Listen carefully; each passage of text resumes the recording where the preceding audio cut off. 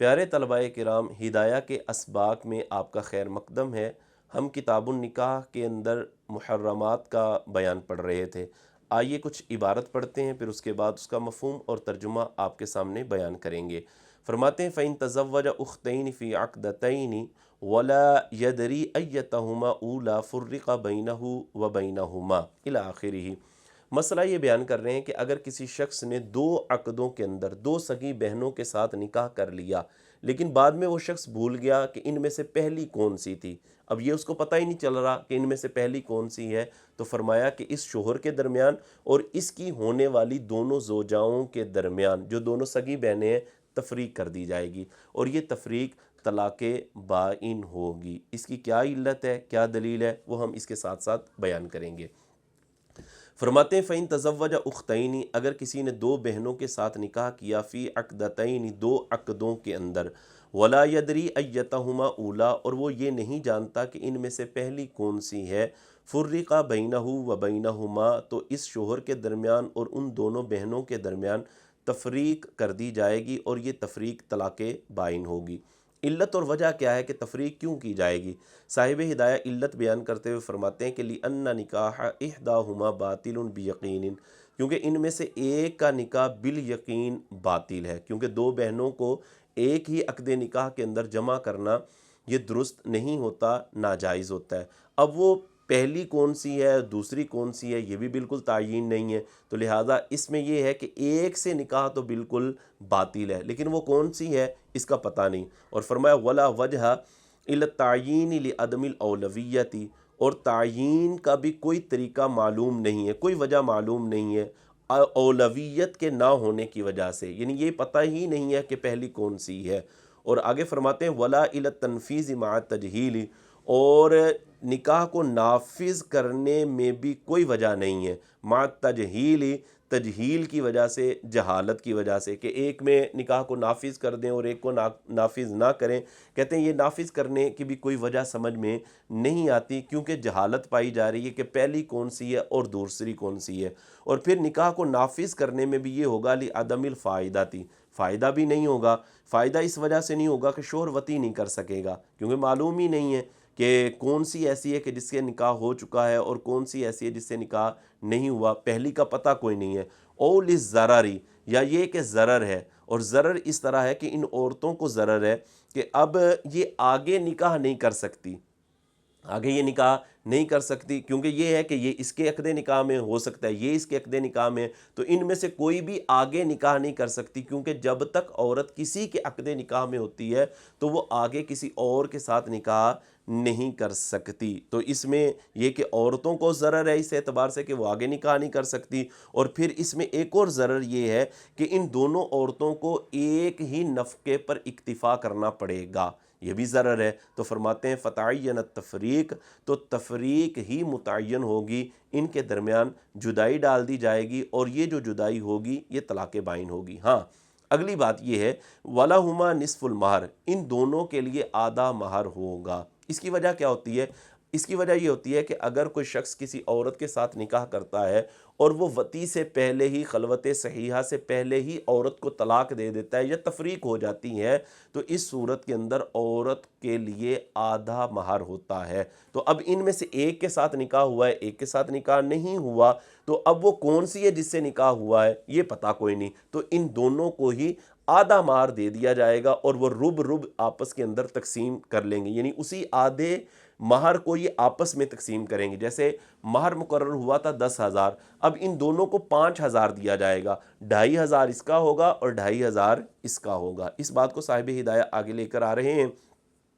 فرماتے ہیں وَلَهُمَا نِصْفُ الْمَہر، اور ان دونوں عورتوں کے لیے، دونوں بہنوں کے لیے آدھا مہر ہوگا، لِأَنَّهُ وَجَبَ لِلْأُولَى مِنْهُمَا، کیونکہ جو نصف مہر ہے وہ ان میں سے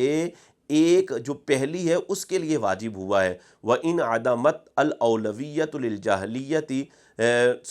وَإِنْ عَدَمَتْ الْأَوْلَوِيَّةُ لِلْجَهْلِ بِالْأَوْلَوِيَّةِ، اس لیے کہ وہ کہتے ہیں کہ اولویت یہ معدوم ہے، للجہل بالاولویت، اولویت کی جہالت کی وجہ سے، یعنی یہ پتہ ہے ہی نہیں کہ پہلی کون سی ہے، تو جب یہ چیز معدوم ہے تو ان دونوں کو ہی فرماتے فَيُنْصَرَفُ إِلَيْهِمَا، وہ آدھا مہر ان دونوں کی طرف پھیر دیا جائے گا۔ اچھا آگے ایک اور قول ہے کہ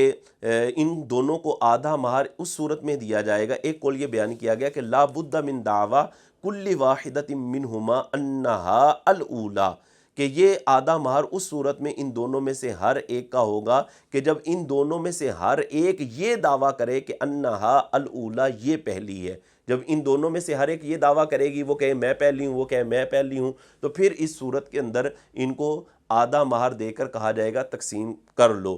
یہ اس صورت کے اندر ان دونوں کو آدھا مہر دیا جائے گا، قیلہ کہہ کے اس قول کو بیان کیا۔ یا پھر یہ ہے کہ اول اصطلاح لجہالت المستحقتی، یا یہ کہ یہ صلح کر لیں کہ ٹھیک ہے، اتفاق کر لیں کہ چلیں ٹھیک ہے آدھا مہر ہمیں دے دو تو ہم آپس کے اندر اس کو تقسیم کر لیتی ہیں۔ لجہالت المستحقتی، مستحقہ کی جہالت کی وجہ سے، یعنی ابھی یہ پتہ ہی نہیں چل رہا کہ کون ہے جو آدھے مہر کی مستحق ہے اور کون سی ہے کہ جو آدھے مہر کی مستحق نہیں ہے، اس میں چونکہ جہالت پائی جا رہی ہے تو اس وجہ سے یہ بات بیان کی گئی کہ وہ آپس میں اتفاق کر لیں اور آدھے مہر کو ہی آپس میں تقسیم کر لیں۔ بہرحال ان دونوں کے لیے آدھا مہر ہوگا۔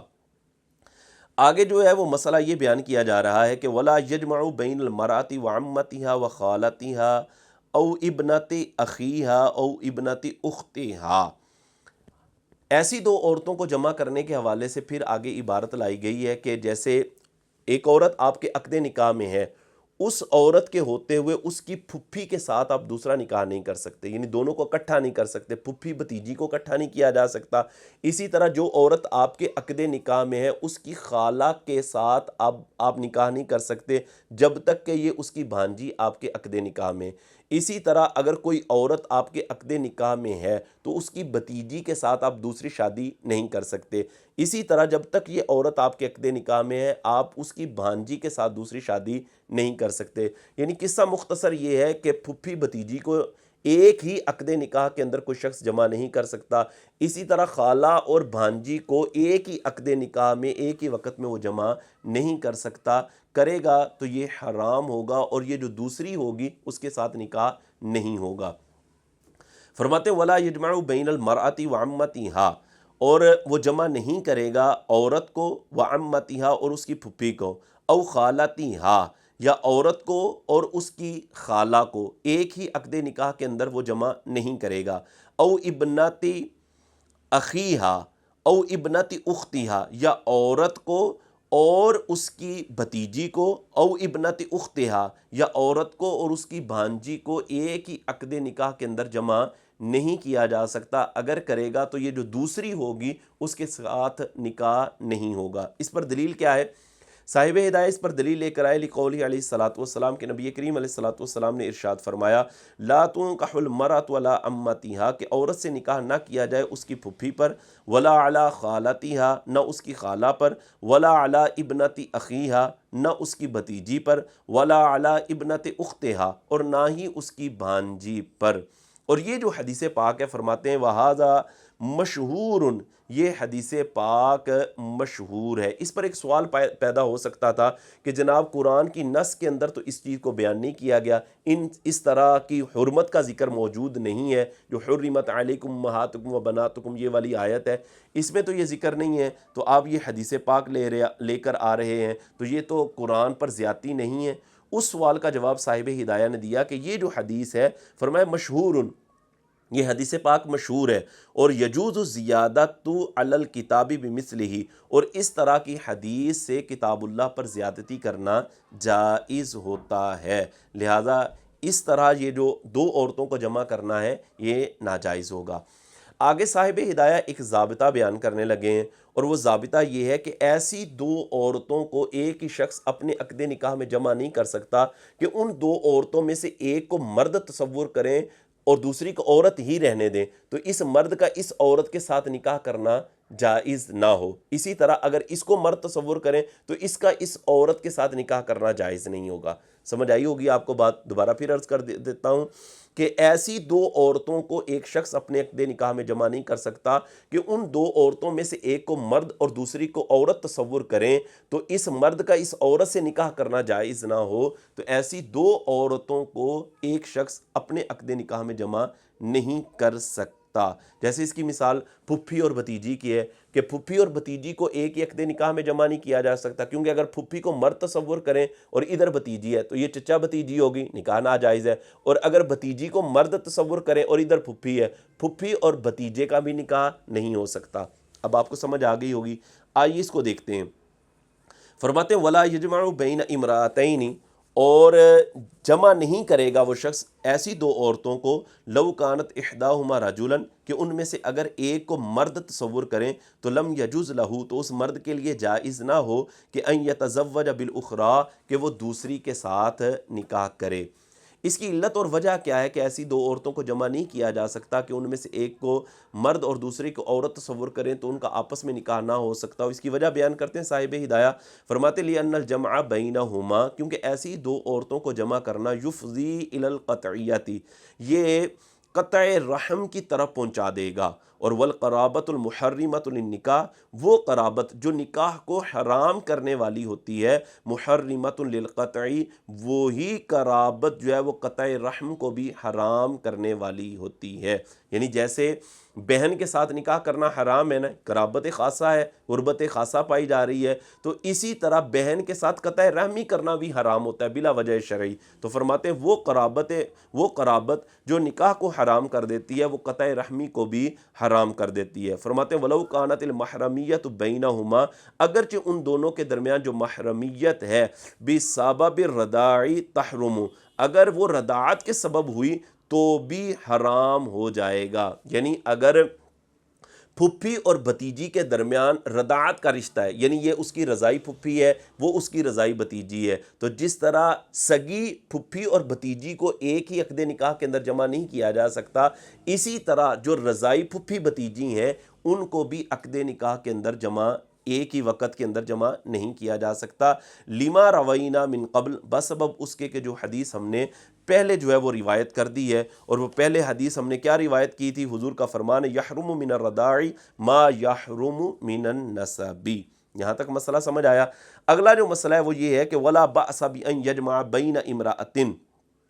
کوئی حرج نہیں ہے کہ شوہر جمع کرے کس کو؟ اپنی بیوی کو، وہ بنت زوجن، اور کان لہا، اور اپنی بیوی کے شوہر کی بیٹی کو، وہ شوہر من قبل جو اس بیوی کا پہلے سے تھا۔ اس مسئلے کو ہم بورڈ پہ سمجھائیں گے تاکہ آپ کو سمجھ آئے۔ جیسے دیکھیں زید نے شادی کی تھی ہندا سے، جی ہندا سے شادی کر لی، ہندا فوت ہو گئی تھی، زید نے ہندا سے شادی کی، ہندا سے زینب پیدا ہوئی اور ہندا صاحبہ جناب فوت ہو گئی۔ پھر کیا ہوا؟ زید نے شادی کر لی فاطمہ سے، فاطمہ سے شادی کرنے کے بعد جناب زید صاحب کا انتقال ہو گیا، زید مر گیا۔ پھر اس فاطمہ نے، چونکہ اس کا خاوند فوت ہو چکا ہے، فاطمہ نے شادی کر لی جناب بکر کے ساتھ، بکر کے ساتھ جب شادی کی ہے تو اب یہ بکر فاطمہ کو اور زینب کو، اب یہ وہ زینب جو فاطمہ کے شوہر کی بیٹی ہے، اب وہ یہ والا جو بکر ہے وہ فاطمہ اور زینب کو ایک ہی عقد نکاح کے اندر جمع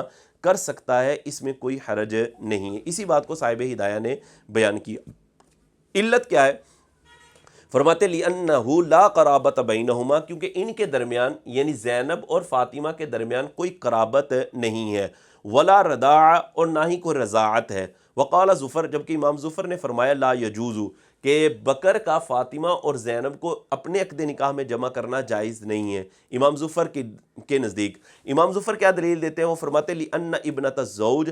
لو قدرتہا، وہ کہتے ہیں اس لیے کہ شوہر کی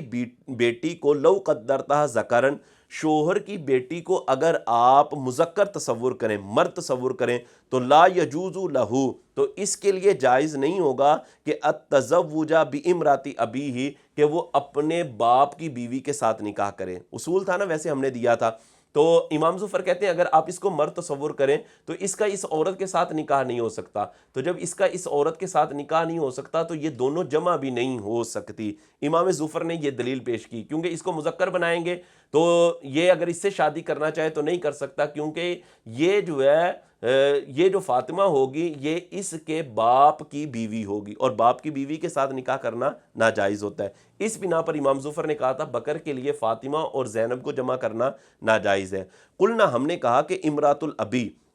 باپ کی جو بیوی ہے، لو صورتها ذکرن، اگر آپ اس کو مرد تصور کر لیں، کر لیا تو جاز لہ التزوج بہذہ، تو اس کا اس کے ساتھ نکاح کرنا جائز ہوگا، کیونکہ اگر یہ مرد ہے تو ظاہر ہے یہ بھی مرد ہے، اس کا تو اس کے ساتھ تعلق ہی نہیں بنے گا، تو اب کیا ہے اس کا اس کے ساتھ نکاح کرنا کیا ہو جائے گا، جائز ہو جائے گا۔ اور وشرط ان یصور ذلک من کل جانب، اور وہ جو اصول ہم نے دیا تھا وہ اصول یہ تھا کہ جو ہر جانب سے اس کو تصور کیا جا سکتا ہو، تب جا کے ایسی دو عورتوں کو جمع کرنا ناجائز ہے۔ مطلب یہ کہ اگر اس کو مرد تصور کریں تو اس کا اس کے ساتھ نکاح نہ ہو سکتا ہو، پھر اس کو مرد تصور کریں تو اس کا اس کے ساتھ نکاح نہ ہو سکتا ہو، جانبین سے یہ قاعدہ ہے، تب جا کے جو ہے وہ اس کے لیے ناجائز ہوتا ہے۔ یعنی اگر اس کو مرد تصور کریں تو اس کا اس کے ساتھ نکاح نہ ہو سکتا تھا، اور اس طرح مرد اس کو تصور کریں تو اس کا اس کے ساتھ نکاح، یعنی جانبین سے ہوتا تو پھر بکر کے لیے جائز نہ ہوتا کہ ان دونوں کو جمع کرے، لیکن جانبین سے یہ بات بن ہی نہیں رہی،